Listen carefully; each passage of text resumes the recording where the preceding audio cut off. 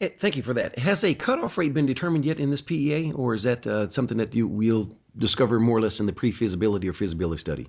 No, no, there is a cutoff grade in the. Of course, we're half our values in gold and half in silver. So typically, there's something called an NSR cutoff, which is essentially dollars per ton. It's which you can convert into gold terms if you like. But yes, all PEAs contemplate a cost of mining, a cost of milling, a cost of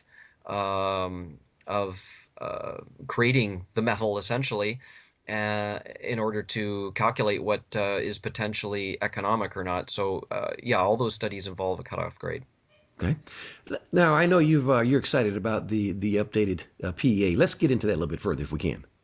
Sure. Let's talk about the highlights and what really gets you excited about the most recent release here 10 days ago. Keep in mind that a PEA is an early stage study, and there's caveats and certain disclosures that are required for good reason. It's an early stage study that is designed to show the potential of a deposit to be economic, and that's why you do the more involved, detailed studies. This PEA shows that a lot of questions from our last PEA. Keep in mind that our last PEA a year ago was done at 1320 gold, for example, Hmm. and today we're well below that, and that's unfortunate for the all shareholders of all gold companies, but it's happened just as we were putting out our first studies, this decline in metal prices. So an obvious question for a shareholder before this recent PEA would be, okay, I saw your PEA of last year, but gold is off, $300 from when you put this out. So can you tell me how your deposit looks at these much lower metal prices? So that's really what's exciting about this PEA is again, it's early stage study that it has inherent risk with it, and we need more detailed studies to be certain, more certain of this these conclusions. But that all being said, it looks like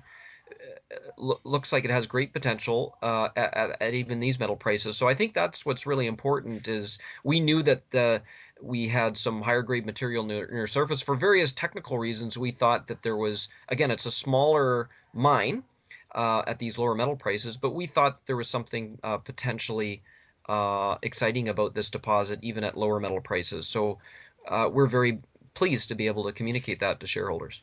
Yes, and the initial capital I think is now what is it, roughly a little bit over 100 million that's going to be required. Yeah, almost exactly 100 million, and the last PEA contemplated 240 odd million. So a big decrease in initial capital. The savings were realized through the option agreement with the Rock Creek Mill and other. Obviously, it's a smaller mine plan, so it doesn't. It's not as the initial capital is um, is smaller as well. So um, yeah, it makes a big difference in the economics to be able to reduce the initial capital.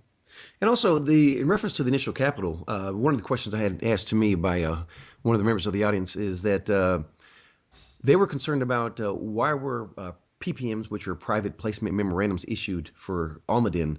Could you touch on that briefly versus why was it not, why was to receive the capital, why do you not consider mezzanine financing or other forms of financing? What would you touch on that, please?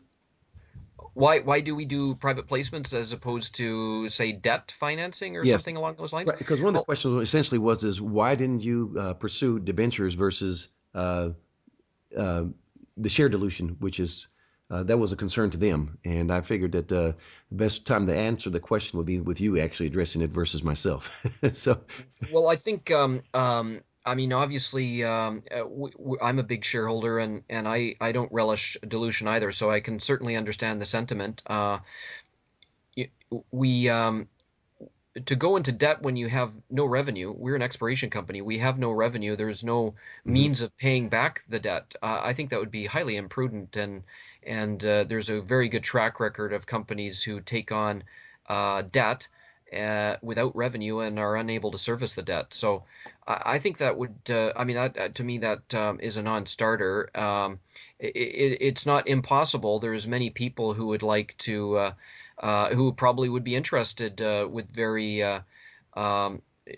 stringent security provisions on your. I mean, you can imagine if a company is gonna, if somebody's gonna loan you money when you don't have any revenue, um, uh, they'll find a way to do it as they must in a way that could jeopardize the assets of the company. And so, yeah, I think it would be widely. I would imagine that anyone you would ask, if you were to ask somebody like Rick Rule, that he would agree with me that that would be imprudent from the company's point of view.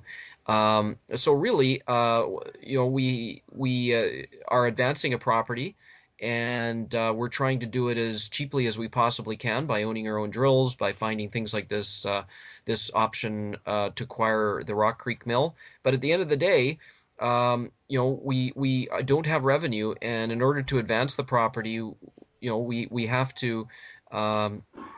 to finance the company, and we think that the obvious way to do that is the most prudently and cautiously through private placements. That's we are a public company, and we have that ability. So as you mentioned, Morgan, Rick Rule is very, very particular on management, and I've had private discussions with him, and I know he said this in the public domain as well, that he speaks very highly of the management here at Almaden Minerals and Almadex Minerals. So speaking specifically of yourself and your father, and as you just mentioned, it was very prudent to procure that capital through using private placement memorandums. And as Rick likes to mention, and I'll leave it on this note, is that companies that procure financing through debentures and don't have any revenue, they end up going to mining heaven. And you're a company that has staying power. And I always refer to a company such as yourself as a generational company. Your symbols, your companies are going to remain in my portfolio for years to come because of the management. It's just been phenomenal what your work that you've done. So kudos to you. And again, I'm somewhat paraphrasing what Rick Rule shares his sentiments as well. If we go back to the PEA briefly here, the net present value, has that? Would you like to share that? Sure. Yeah, that was. I mean, obviously, net present values at a PE level are calculated. There's contingencies and there's assumptions. So it's an early stage study, and that number should be treated as such an early stage study result with many assumptions. But that being said, we've done several studies here, and we're moving towards more advanced studies. We showed financial metrics, internal rates of return, NPVs, and net present value calculations at various different metal prices. And we think what this new study shows is the potential for this deposit to provide a good rate of return and be valuable at these lower metal prices that we find ourselves in. That's what those numbers allude to. Okay. And I like to just somewhat switch gears. As we investors, we love to see numbers, but sometimes what you don't see is the intangibles. And one of the intangibles, and I know your personality, I know you somewhat, sir. I hope I'm not going to take anything that you would say out of context, but you're not going to toot your own horn, but I will. The company has done some remarkable work within the community as well. And I definitely wanted to highlight that because it speaks volumes for the ethos that you and your father have instilled in the company. Let's discuss briefly what was done in September in reference to maternity wards and employments in the community and wheelchairs that were provided to the community. That doesn't make the news. It doesn't hit the big screens, and it doesn't sound too sexy for investors. But let's discuss that briefly because your relationship is key. A good relationship with the community there, it fosters a long-term covenant that can be very prosperous. But if you don't do that groundwork and establish that relationship and ensure that you're there for the long-term interests of that community, things can really fizzle out. So please touch on that if you would. Sure. Keep in mind we're a prospecting company that doesn't just arrive when after a mine has been found. We're there before a mine exists, so we're the first people there. And there's an old saying that I think is true with anybody. First impressions are pretty important, and if you leave a negative first impression, um, you can tarnish any relationship. Our view is there's lots of acronyms and there's lots of checklists and there's lots of agencies and organizations that determine whether or not you're meeting CSR standards, which stands for is one of these acronyms around community relations. And so, look, our view is that those are all fine, and certainly our relationship with the local community is it's important to our shareholders are very pleased for us to make the kind of donations and be involved in the community in a helpful way. But the most helpful thing that we can do in our mind is to build a mine for these communities and create long-term source of jobs and wealth. Hmm. So that's on the one hand. On the other hand, you know, uh, it's mining is in general viewed in the media very negatively. There's a generally speaking, the average person in society has a negative view on mining, and we think that's poorly placed and based on a lack of knowledge about mining. In fact, our view is that many people who go to mines or who are opposed to mines have never been to one and Hmm. actually don't know the precise nature of what they're opposed to. So we recognize that that's a reality of society. So it's first principles for us. We would be doing this independent of anti-mining activity, which we find around the world, and that is just simply to personally have a relationship with the people in the communities where you're working, to treat them as you would expect to be treated yourself, and to be very transparent and open about precisely what you're trying to do. We're working in rural and poor areas, so it's very important to us and our shareholders to make meaningful contributions that we can make at this stage, help with local needs. But again, ultimately, the best thing we can do for these communities is to bring about a long-term source of employment and wealth. And the best way to ensure that that's successful is to make sure that local people understand who you are, what your objectives are, and what are the realities of a mining development, which will involve a lot of change in a community. And so we've come up with the idea of taking people on a bus, 20, 30 at a time, and driving them to an actual mine site where there's actual mining, similar to what the kind of mining that could come about at Ixtaca. And we've done that with 17 busloads of people. Over 300 people have gone on these mine tours, and we take them and show them open pits, show them tailings facilities, show them mills, and in many cases introduce them to members of the local community where that mine exists.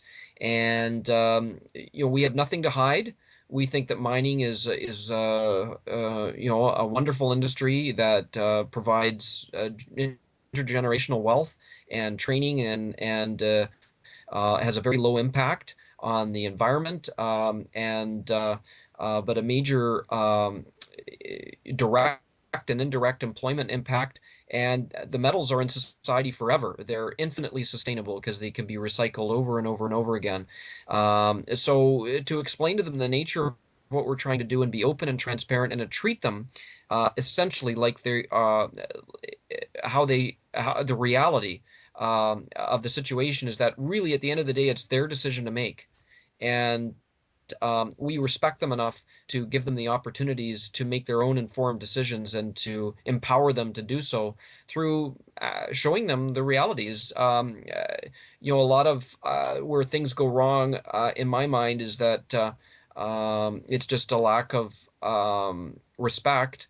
And it may not even come about through anything negative, a lack of respect. It's just a lack of good relationships are developed, and you know, um, pointing at maps on a wall and say we're going to do this or that or the other thing, that can be challenging. Don't talk over people's heads, go and show them. And so that's what we've tried to do. And we don't take our relationships for granted, but we're very hopeful that people understand very well what we're trying to do, and we think we've generated a lot of support on that basis. Yeah, much of what you said really resonates with me. It's open, it's transparent, and just stepping back at a 10,000-foot view, it's a win-win proposition for everyone involved because you hire local residents as well, which is something I know you didn't really touch too much on. But so it's a win-win proposition, as you mentioned, as the mine gets constructed and fully gets developed. I'd like to go ahead and share with the listeners here your websites, both of them, if you would please, and how can they get in contact with you? The best way to get in touch with me is info@almadenminerals.com. The emails will get right through to me that way, or they're free to call the company if they have specific questions. We're happy to speak to shareholders and prospective shareholders. 604-689-7644 is our number in Vancouver at the office, and if I'm in the office, usually do my best to chat. So thanks very much, Maurice, for the opportunity. I really appreciate it. Morgan, thank you again. I know you're a very busy man, and all the best to you here in 2016. Likewise, Maurice, happy Christmas and all the best next year. Take care, sir. The information presented on Proven and Probable is provided for educational and informational purposes only, without any express or implied warranty of any kind, including warranties of accuracy, completeness, or fitness for any particular purpose. The information is not intended to be and does not constitute financial, investment, or trading advice, or any other advice. You should not make any financial, investment, or trading decision based on any of the information presented without first undertaking independent due diligence and consultation with a professional broker.